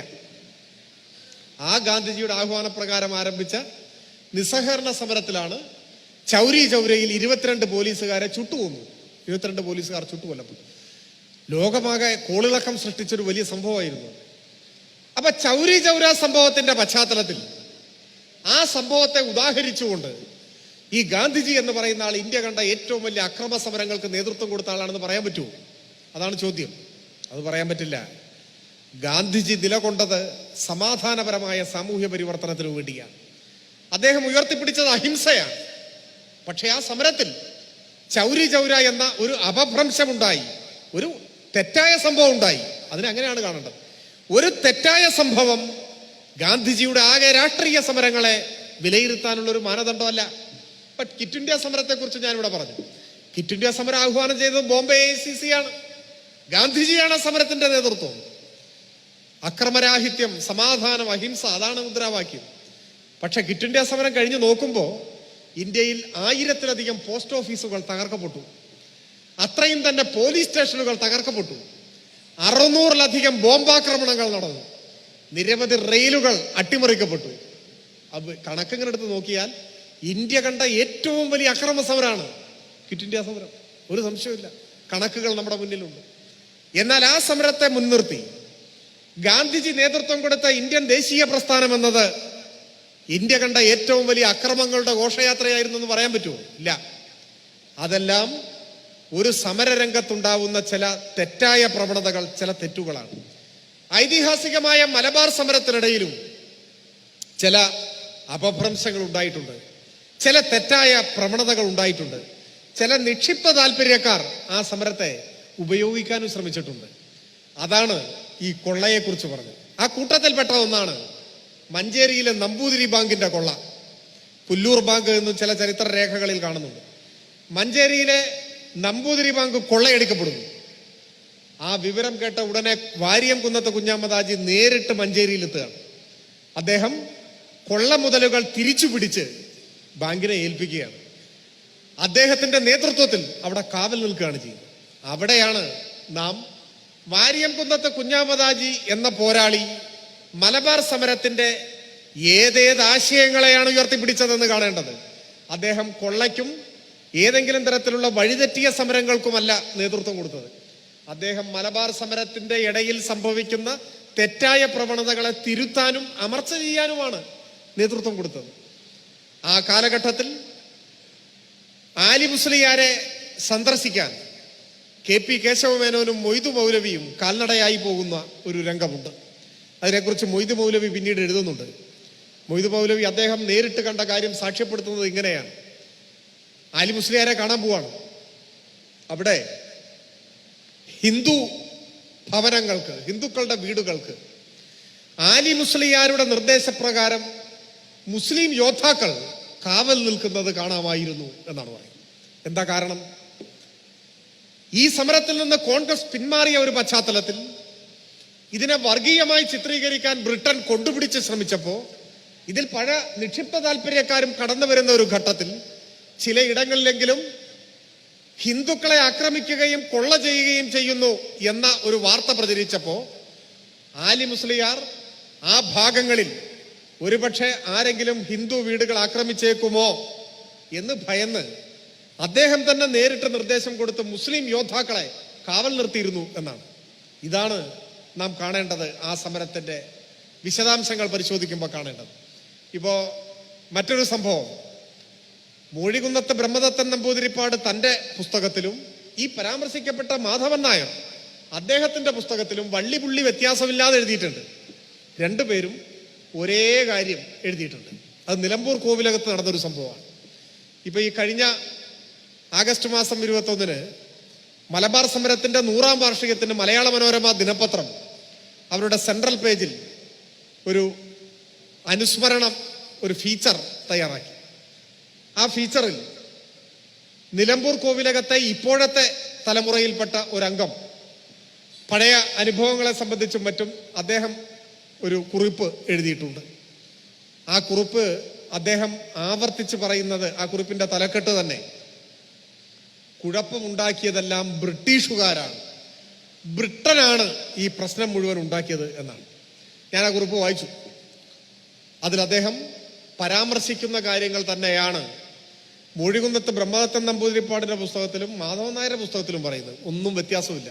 അപ്പൊ നമുക്കത് ഉറപ്പിക്കാൻ കഴിയും. കാരണം പല നിലപാട് സ്വീകരിച്ചവർ ഒരേ കാര്യമാണ് പറയുന്നത്. അതെന്താണ്? നിലമ്പൂർ കോവിലകം ലക്ഷ്യമാക്കി സമരക്കാരിങ്ങനെ പോരുകയാണ്, ആർത്തിരമ്പി വരികയാണ് ആയുധധാരികളായിട്ട്. അപ്പൊ കോവിലകത്തിന്റെ കാവൽക്കാരനായിരുന്ന വെളുത്തേടൻ നാരായണൻ എന്നൊരാൾ ഈ സമരക്കാരുടെ നേരെ വെടിവെക്കുന്നു. അയാളെ കുറ്റം പറയാൻ പറ്റില്ല, കാരണം ആക്രമിക്കാൻ വേണ്ടി ആള് വരില്ലേ. അപ്പോ ആത്മരക്ഷാർത്ഥാകാൻ വെടിവെക്കുന്നു. വെടിപൊട്ടിയതോടെ ആകെ സംഘർഷമാവുന്നു. അവിടെ ചിലർ കൊല്ലപ്പെടുന്നു. ഇയാളെയൊക്കെ കൊന്നതിന് ശേഷം കോവിലകത്തേക്ക് മാർച്ച് ചെയ്തു പോവാണ്. അപ്പൊ ഭയന്ന് വിറച്ച് കോവിലകത്തുള്ള സ്ത്രീകളും കുട്ടികളും വൃദ്ധന്മാരും മുതിർന്നവരും എല്ലാം അവിടെ പുതിയ കോവിലകത്ത് കയറി വാതിലടയ്ക്കുന്നു എന്നാണ്. അപ്പോൾ പുതിയ കോവിലകത്തിന്റെ മുമ്പിൽ ഈ സമരക്കാരെല്ലാവരും എത്തി. അവരുടെ കയ്യിൽ തോക്കുണ്ട്. വെടിവെക്കാൻ തുടങ്ങുമ്പോൾ പുതിയ കോവിലകത്തിൽ നിന്ന് അപ്പോഴത്തെ ഇളയ തമ്പുരാൻ മാനവേദൻ രാജ അദ്ദേഹം വാതിൽ തുറന്ന് പുറത്തിറങ്ങി വളരെ നാടകീയമായി അദ്ദേഹം പറയുന്നു, നിങ്ങൾക്ക് വെടിവെച്ചേ തീരുമെങ്കിൽ നിങ്ങൾ എന്നെ വെടിവെച്ചോളൂ, ഞാനാണ് ഇളയ തമ്പുരാൻ എന്ന് പറയുന്നു അത്ര. അപ്പൊ ഈ പറയുന്ന പുസ്തകങ്ങളിലെല്ലാം പരാമർശിക്കുന്നത്, പക്ഷേ ലഹളക്കാർ അപ്പോൾ വെടിവെച്ചില്ല. അവർ തോക്ക് താഴ്ത്തി ഇളയ തമ്പുരാൻ ഒരു സല്യൂട്ട് കൊടുത്ത ശേഷം അവിടെ നിന്നും മടങ്ങി റെക്കോർഡ് റൂമിൽ കടന്ന് ചില രേഖകളെല്ലാം നശിപ്പിച്ച ശേഷം അവിടുന്ന് മടങ്ങിയെന്നാണ്. ഇതാണ് പറയുന്നത്. അതിനുശേഷം ഈ കഴിഞ്ഞ ആഗസ്റ്റിലെ മലയാള മനോരമയിലെ ഫീച്ചറിൽ ഇപ്പോഴത്തെ നിലമ്പൂർ കോവിലകത്തെ തലമുറയിൽപ്പെട്ട അംഗം പറയുന്നു, ഇതിനുശേഷം ഭയന്ന കോവിലകത്തെ അംഗങ്ങൾ കോഴിക്കോട്ടേക്കും ഗുരുവായൂരേക്കുമൊക്കെയായി അവിടെ നിന്ന് മാറി രക്ഷപ്പെട്ടു. അങ്ങനെ പോകാൻ വേണ്ട എല്ലാ സഹായങ്ങളും ചെയ്തു തന്നത് നിലമ്പൂരും പരിസരത്തുമുള്ള മുസ്ലിങ്ങളായിരുന്നു എന്ന് അദ്ദേഹം സാക്ഷ്യപ്പെടുത്തുന്നു. ഞാൻ സൂചിപ്പിച്ചത് ഈ സമരവുമായി ബന്ധപ്പെട്ട ചരിത്രം പരിശോധിക്കുമ്പോൾ അതിൽ ഒറ്റപ്പെട്ടതോ ചില ഇടങ്ങളിലോ ചില അനിഷ്ട സംഭവങ്ങൾ, തെറ്റായ പ്രവണതകൾ ഉണ്ടായേക്കാം. അത് ലോകത്തെ ഏത് സമരങ്ങളുടെയും ചരിത്രം പരിശോധിച്ചാൽ ഇത് നമുക്ക് കാണാൻ പറ്റും. എന്നാൽ മലബാർ സമരം എന്നത് ആത്യന്തികമായി മലബാർ കുടിയാൻ സംഘവും ഖിലാഫത്ത് മൂവ്മെന്റും കോൺഗ്രസിന്റെ നേതൃത്വത്തിലുള്ള നിസ്സഹകരണ പ്രസ്ഥാനവും കൈകോർത്ത് ബ്രിട്ടനെതിരെ ഉയർന്നു വന്ന മഹത്തായ ഒരു സ്വാതന്ത്ര്യ പ്രക്ഷോഭമാണ് എന്ന് കണ്ടെത്താൻ ഒരു പ്രയാസവുമില്ല. ആ സമരത്തിന്റെ ഭാഗമായി വലിയ ത്യാഗമാണ് ഈ നാട്ടുകാർ അനുഭവിക്കേണ്ടി വന്നത്. 10,000-കണക്കിന് പേർ, ഔദ്യോഗിക കണക്കനുസരിച്ച് 50,000-ത്തിലധികം ആളുകൾ ആൻഡമാനിലേക്ക് നാടുകടത്തപ്പെട്ടു. ഓസ്ട്രേലിയയിലേക്ക്, ആൻഡമാനിലേക്ക് ഒക്കെ നാടുകടത്തപ്പെട്ടു. 1000-കണക്കിന് ആളുകൾ ജയിലിലടക്കപ്പെട്ടു. ഔദ്യോഗിക കണക്ക് പ്രകാരം 3000-ഓളം ആണെങ്കിലും 10,000-ത്തിലധികം ആളുകൾ കൊല്ലപ്പെട്ടു, വെടിവെച്ച് കൊന്നു ഈ നാട്ടിലെ മനുഷ്യർ. ഈ ത്യാഗങ്ങളെല്ലാം അനുഭവിക്കേണ്ടി വന്നു. ഒരിക്കൽ എൻ്റെ ഒരു സുഹൃത്തിനോട് പറഞ്ഞു, ആൻഡമാനിൽ പോയി വന്നിട്ട് അവിടെ മഞ്ചേരി എന്ന് പറഞ്ഞൊരു സ്ഥലമുണ്ട് എന്ന് പറഞ്ഞു. അവിടെ മഞ്ചേരി മാത്രമല്ല, അവിടെ പാണ്ടിക്കാടുണ്ട്. ഈ പാണ്ടിക്കാടുണ്ട്, അവിടെ വണ്ടൂരുണ്ട്. എങ്ങനെ വന്നു? ഇവിടെ നിന്ന് കൂട്ടമായ ആളുകളെ നാടുകടത്താണ് നമ്മുടെ പൂർവികന്മാർ. പാണ്ടിക്കാട് എന്നൊരു 100 ആളെ ഇവിടുന്ന് കപ്പലിൽ കൊണ്ടുപോയി ആൻഡമാനിൽ ഇറക്കി അവിടെ ഒരു കാട്ടിൽ കൊണ്ടിടുകയാണ് അവർ അവിടുത്തെ വിഷപ്പാമ്പുകളോടും ക്രൂരമായ പ്രകൃതിയോടും പടവെട്ടി അവിടെ ജീവിതം ആരംഭിക്കുകയാണ്. അപ്പൊ പാണ്ടിക്കാട് നിന്ന് പോയവരൊക്കെ കൂടി അവിടെ ജീവിതം ആരംഭിച്ച ആ സ്ഥലത്തിന് അവർ പാണ്ടിക്കാട് എന്ന് പേരിട്ടു. മഞ്ചേരി എന്ന് പോയവരെത്തിപ്പെട്ട സ്ഥലത്തിന് മഞ്ചേരി എന്ന് പേരിട്ടു. ഇപ്പോഴും ആ സ്ഥലങ്ങളുടെ പേര് അങ്ങനെ തന്നെയാണ്. ഇന്ത്യയുടെ സ്വാതന്ത്ര്യ സമര ചരിത്രത്തിലെ ഐതിഹാസികമായ ഒരു ഏടാണ് ഈ മലബാർ സമരം. ബ്രിട്ടീഷ് പട്ടാളത്തെ വെല്ലുവിളിച്ചുകൊണ്ട് വാര്യംകുന്നത്ത് കുഞ്ഞഹമ്മദ് ഹാജി രാജാവായി ഒരു രാജ്യം ഉണ്ടാക്കി. ആ രാജ്യത്തിന്റെ ആസ്ഥാനമായിരുന്നു നമ്മുടെ നിലമ്പൂര്. നിലമ്പൂർ ആസ്ഥാനമായി ഒരു രാജ്യമുണ്ടാക്കി. ആ രാജ്യത്തിന് പ്രത്യേക പാസ്പോർട്ട് ഉണ്ടാക്കി. അവിടെ പ്രത്യേക നിയമം ഏർപ്പെടുത്തി, പ്രത്യേക നികുതി വ്യവസ്ഥ ഉണ്ടാക്കി. ലണ്ടൻ ടൈംസ് അന്ന് എഴുതി, ബ്രിട്ടീഷ് ഇന്ത്യക്കകത്ത് ബ്രിട്ടന് കാലുകുത്താൻ കഴിയാത്ത ഒരു സ്വതന്ത്ര രാജ്യം പിറവിയെടുത്തിരിക്കുന്നു എന്നാണ് എഴുതിയത്. ആ രാജ്യത്തിന്റെ തലവനായിരുന്നു വാര്യംകുന്നത്ത് കുഞ്ഞഹമ്മദ് ഹാജി. 3-4 മാസം ആ അധികാരം നിലനിന്നു. അത് കഴിഞ്ഞാണ് പിന്നീട് അതിക്രൂരമായി ഈ സമരം അടിച്ചമർത്തപ്പെട്ടു. വാര്യംകുന്നത്ത് കുഞ്ഞഹമ്മദ് ഹാജിയെ മലപ്പുറം കോട്ടക്കുന്നിൽ കൊണ്ടുപോയി വെടിവെച്ച് കൊന്നു. ആലി മുസ്ലിയാരെ കോയമ്പത്തൂരിൽ കൊണ്ടുപോയി തൂക്കിലേറ്റി. 10,000-കണക്കിന് വരുന്ന പോരാളികളെ ജീവച്ഛവമാക്കി, ഏറെപ്പേരെ വെടിവെച്ച് കൊന്ന് നേരത്തെ പറഞ്ഞ പോലെ നാടുകടത്തി. ഈ മലബാറിലാകെ വൻ തേർവാഴ്ചയാണ് നടത്തിയത്, ബ്രിട്ടീഷ് പട്ടാളത്തിന്റെ തേർവാഴ്ച. അവിടെയും കോൺഗ്രസ് വഞ്ചനാപരമായ നിലപാട് സ്വീകരിച്ചു. ഈ തേർവാഴ്ചയ്ക്കെതിരെ, ഏകപക്ഷീയമായ കൂട്ടക്കൊലകൾക്കെതിരെ ഒരക്ഷരം ഉരിയാടിയില്ല. ബ്രിട്ടൻ വൻതോതിലുള്ള പ്രചാരവേല ആരംഭിച്ചു. ഇന്ത്യയിലെമ്പാടും പ്രാദേശിക ഭാഷകളിലും ഹിന്ദിയിലും. ഇവിടെ മലബാറിൽ മാപ്പിളമാർ ഹിന്ദുക്കളെ കൊന്നൊടുക്കുകയാണ് ഉണ്ടായത് എന്ന കഥ പ്രചരിപ്പിച്ചു ബ്രിട്ടൻ. ബ്രിട്ടന്റെ ലഘുലേഖകൾ ആര്യസമാജം കയ്യേറ്റു വാങ്ങി ഉത്തർപ്രദേശിലും പരിസരങ്ങളിലുമാകെ അവരതിന്റെ പ്രചാരവേല ഏറ്റെടുത്തു. ആര്യസമാജവും ഹിന്ദു മഹാസഭ എന്ന് പറഞ്ഞാൽ പിൽക്കാലത്തെ RSS എന്ന് കരുതിക്കൊള്ളണം. അന്ന് RSS രൂപീകരിച്ചിട്ടില്ല, പിൽക്കാല RSS ആണ്. അവരാ പ്രചാരവേല ഏറ്റെടുത്തു. സാക്ഷാൽ ഗാന്ധി ഉൾപ്പെടെയുള്ളവർ തെറ്റിദ്ധരിക്കപ്പെട്ടു. പല കോൺഗ്രസ് നേതാക്കന്മാരും ശരിയായ വസ്തുതകൾ മനസ്സിലാക്കാൻ അവർക്ക് കഴിഞ്ഞില്ല. ശരിയായ വസ്തുതകൾ മനസ്സിലാക്കാൻ വേണ്ടി AICC നിയോഗിച്ച സംഘത്തിന് പഠനം നടത്താനും കഴിഞ്ഞില്ല. ശക്തമായ നിലപാട് സ്വീകരിച്ച കോൺഗ്രസിന്റെ നേതാവ് MP നാരായണ മേനോൻ ബ്രിട്ടൻ വേട്ടയാടി ചെങ്ങലയിൽ വരിഞ്ഞുമുറുക്കി മർദ്ദിച്ചവശനാക്കി നടു റോഡിലൂടെ 48 കിലോമീറ്റർ നടത്തിക്കൊണ്ടുപോയപ്പോഴും കോൺഗ്രസ് ഒരു അക്ഷരം മിണ്ടിയില്ല. നിശബ്ദരായ കാഴ്ചക്കാരായി നിന്നു. മലബാറിലെ സാമൂഹ്യ ജീവിതത്തെ ബ്രിട്ടൻ തകർത്തു മെതിച്ചു. സമരമെല്ലാം അടിച്ചമർത്തി, സമര നേതാക്കന്മാരെ വെടിവെച്ചു കൊന്നു, എല്ലാവരെയും നാടുകടത്തി. അതിനുശേഷം നമ്മുടെ ഈ നാടിനെ ബ്രിട്ടൻ ഉഴുതുമറിച്ചു, വേട്ടയാടി. കോൺഗ്രസ് നിശബ്ദത പാലിച്ചു. കോൺഗ്രസിന്റെ ഒരു ദൗർബല്യം ഇതാണ്, നിങ്ങൾ കണ്ടോളണം. ഇപ്പോഴത്തെ കോൺഗ്രസിന് സംഭവിച്ച പ്രശ്നം അതാണ്, കണ്ടില്ലേ? ഒരു മുദ്രാവാക്യം ഉയർത്തിക്കൊണ്ടൊരു സമരം തുടങ്ങിയാൽ ആ മുദ്രാവാക്യത്തിൽ ഉറച്ച് മുൻപോട്ട് പോകാൻ ഇപ്പൊ മാത്രമല്ല അന്നും കഴിഞ്ഞില്ല കോൺഗ്രസിന്. അതല്ലേ പെട്രോളിയം വില വർധനവിനെതിരെ സമരം നടത്തിയ കോൺഗ്രസ് ഇപ്പൊ ജോജുവിന്റെ പോസ്റ്റർ കീറാൻ വേണ്ടി നടക്കാണ്. ജോജു ആണ് പെട്രോളിയം വില വർധനവിനേക്കാൾ വലിയ പ്രശ്നമായിട്ട് മാറിയത്. സമരം വിട്ടു, അത് വിട്ടില്ലേ? അല്ലെങ്കിൽ തന്നെ സമരം ചെയ്യാൻ കോൺഗ്രസിന് ധാർമ്മിക അവകാശമില്ല. ഇപ്പോ നമ്മുടെ വിഷയവുമായി ബന്ധപ്പെട്ടതല്ല, ജയ്പാൽ റെഡ്ഡി എന്നൊരു കോൺഗ്രസ് നേതാവ് ഉണ്ടായിരുന്നു, ഇപ്പൊ ഇല്ല. 1.5 വയസ്സ് പ്രായമായപ്പോൾ പോളിയോ ബാധിച്ച് 2 കാലും തളർന്നു പോയ ആളാണ്. പക്ഷേ അദ്ദേഹത്തിന് കാലിന് മാത്രമേ തളർച്ച ഉണ്ടായിരുന്നുള്ളൂ, നട്ടലിനൊരു കുഴപ്പമുണ്ടായിരുന്നില്ല.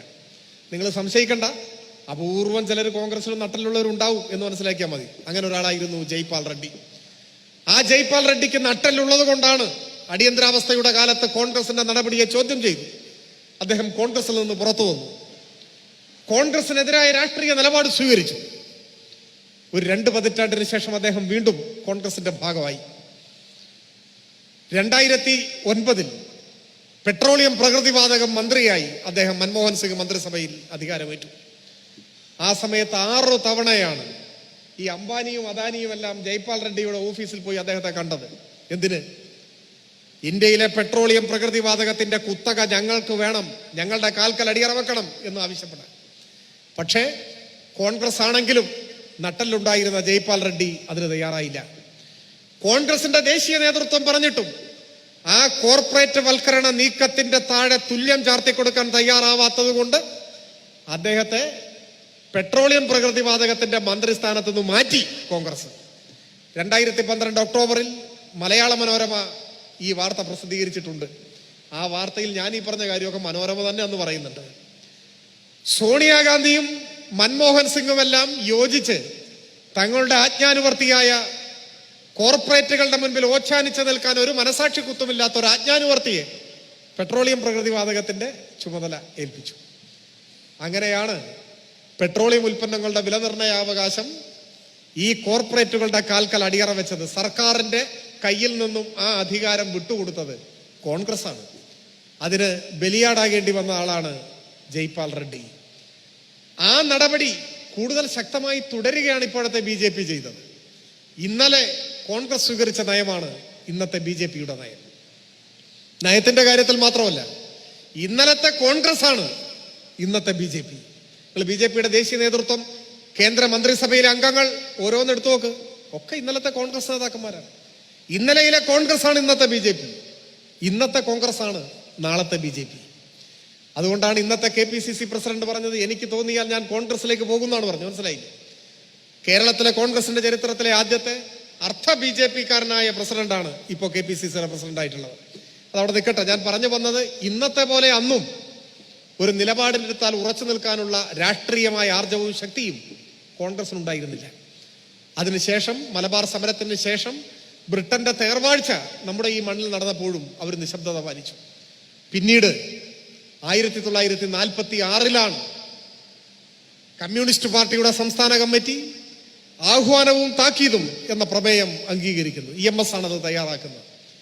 ആ പ്രമേയത്തിന് ശേഷമാണ് മലബാർ സമരത്തെ ഒരു ചർച്ചയിലെങ്കിലും ആർജവത്തോടെ ഉദാഹരിക്കാൻ, പരാമർശിക്കാൻ, ഇത് ബ്രിട്ടനെതിരായ മഹത്തായ ഒരു സമരമാണെന്നും ആ സമരത്തെക്കുറിച്ച് അനുസ്മരിക്കാൻ ഞങ്ങൾക്ക് അഭിമാനമാണെന്നും ഒരു ജനതയ്ക്ക് പറയാനുള്ള ധൈര്യം കിട്ടിയത് കമ്മ്യൂണിസ്റ്റ് പാർട്ടിയുടെ പ്രമേയം വന്നതിന് ശേഷമാണ്. ആ പ്രമേയത്തിൽ നമ്മൾ ഉപയോഗിച്ചിട്ടുള്ള വാചകം ഒരു ധീര സമരത്തിന്റെ പാവന സ്മരണ എന്നാണ്. അതിലൊരു വാചകം അങ്ങനെയാണ്. ആ പ്രമേയത്തിൽ ഈ മലബാറിലെ പാവപ്പെട്ട മാപ്പിളമാർ, ഇവിടുത്തെ കർഷകർ, ഇവിടുത്തെ സാധാരണക്കാർ ബ്രിട്ടനോട് നടത്തിയ ത്യാഗോർജ്വലമായ വീരസാഹസികമായ ആ ഏറ്റുമുട്ടലിനെ, ആ സമരത്തെ അഭിമാനപൂർവ്വം അഭിവാദ്യം ചെയ്യുന്നുണ്ട്. ഒപ്പം കോൺഗ്രസിന്റെ വഞ്ചനാപരമായ നടപടിയെ വിമർശിക്കുന്നുണ്ട്. ബ്രിട്ടന്റെ ഒറ്റുകാരായി നിന്ന മുസ്ലിം ലീഗിന്റെ സമീപനത്തെ ശക്തമായി വിമർശിക്കുന്നുണ്ട്. ഇതെല്ലാം അടങ്ങിയതാണ് ആ പ്രമേയം. നമ്മുടെ പെരിന്തൽമണ്ണയിൽ നിന്ന് AKG പ്രസംഗിച്ചു. AKG പറഞ്ഞത് മലബാർ സമരം കേരളത്തിന്റെ പാരീസ് കമ്മ്യൂണാണ് എന്നാണ് പറഞ്ഞത്. കമ്മ്യൂണിസ്റ്റ് പാർട്ടിയാണ് എല്ലാവരാലും തൊടാൻ മടിച്ചു നിന്ന, അവഗണിക്കപ്പെട്ട ചരിത്രത്തിൽ നിന്നും മലബാർ സമരത്തെ വീണ്ടും ഉയർത്തിയെടുത്ത് ഇത് ഏറനാട്ടിലെ മനുഷ്യരുടെ ആത്മാഭിമാനത്തെ ഉണർത്തിയ ഐതിഹാസികമായ ചെറുത്തുനിൽപ്പാണ്. ഈ സമരം അഭിമാനപൂർവ്വം അനുസ്മരിക്കേണ്ടതാണ് എന്ന് ധൈര്യമായി പറഞ്ഞത് 1946 നമ്മുടെ പാർട്ടിയാണ്. അതിനുശേഷം വളരെ സാവധാനം പതുക്കെ പതുക്കെ പതുക്കെ ഒരു 970 എത്തിയപ്പോഴാണ് കോൺഗ്രസിന് മലബാർ സമരം കൊള്ളാം, അതൊരു സമരമായിരുന്നു എന്നൊക്കെ പറയാനുള്ള ധൈര്യം കിട്ടിയത്. ഞാൻ കൂടുതൽ ദീർഘിപ്പിക്കുന്നില്ല. ഞാൻ പറഞ്ഞു വന്നത്, ചരിത്രം നാം പഠിക്കുന്നത് ചരിത്രത്തിൽ നിന്നും ഊർജം ഉൾക്കൊള്ളാനാണ്.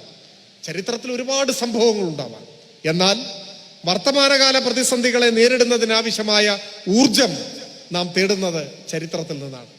ഈ മലബാറിന്റെ ചരിത്രം ബ്രിട്ടനോട് ഏറ്റുമുട്ടിയ പോരാളികളുടെ ചരിത്രം. ഇപ്പോൾ ഈ പാണ്ടിക്കാടാണ് ബ്രിട്ടീഷ് ഗൂർഖ സൈനിക ക്യാമ്പ് ആക്രമിക്കുന്നത്. എത്ര പേർ രക്തസാക്ഷിത്വം വരിച്ച നാടാണ് ഈ പാണ്ടിക്കാട്, ഈ മലബാർ സമരത്തിന്റെ ഭാഗമായിട്ട്. ഇങ്ങനെ മനുഷ്യന്റെ ചോരയിൽ നനഞ്ഞ ഒരു ചരിത്രമാണ് ഇവിടെ ഉള്ളത്. ആ ചരിത്രത്തെ പാടെ വിസ്മരിച്ച് മഹാന്മാരായ ചരിത്രകാരന്മാർ ഈ സമരത്തെ സംബന്ധിച്ച് ആധികാരികമായി നടത്തിയ പഠനങ്ങളെ എല്ലാം അവഗണിച്ച് ബ്രിട്ടൻ പറഞ്ഞത് ഇപ്പോഴും പാടിനെടുക്കുകയാണ് RSS. ബ്രിട്ടന്റെ പ്രചാരവേല ഇപ്പോഴും തൊണ്ട തൊടാതെ വിഴുങ്ങി അത് പാടി നടക്കുകയാണ്. ഹിച്ച്കോക്കിന്റെ ശബ്ദമാണ് RSSന്റെ ശബ്ദം. ബ്രിട്ടീഷ് മേധാവികളുടെ അതേ നിലപാടാണ് RSS സ്വീകരിക്കുന്നത്. അവർ പറയാണ്, തൂര് കിണറ്റിൽ എത്ര ഹിന്ദുക്കളെ കൊന്നു.